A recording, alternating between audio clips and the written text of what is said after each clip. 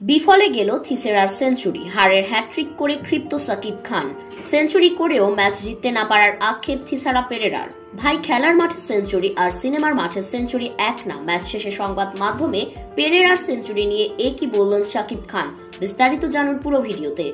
দলীয় মাত্র 41 রানে 6 উইকেট হারিয়ে রীতিমতো হারের মানসিক প্রস্তুতি নিয়ে রেখেছিল ঢাকা ক্যাপিটালস। তবে সাকিব খানের দলটিকে একা হাতে জয় এনে দেওয়ার প্রায় অসম্ভব স্বপ্ন দেখিয়েছিল অধিনায়ক থিসারা পেরেরা।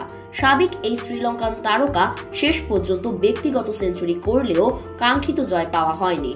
তাই তো ম্যাচ শেষে পেরেরা বলেন, আমি আমার ফেভারিট শটগুলো খেলেছি, কিন্তু ম্যাচটা জিততে পারিনি। ম্যাচটা জিততে পারলে আরো ভালো লাগতো। সে কথা মানতে স্বীকার সাকিব খানও। তাই তো সংবাদ মাধ্যমে ভক্ত সমর্থকদের উদ্দেশ্যে সাকিব বলেন, ভাই, খেলার মাঠে সেঞ্চুরি আর সিনেমার মাঠে সেঞ্চুরি এক না। তবে আমাদের অধিনায়ক অনেক ভালো করেছে। আমরা অনেক চেষ্টা করেছি, শেষ পর্যন্ত ম্যাচটা জিততে পারলে আরো অনেক ভালো লাগতো।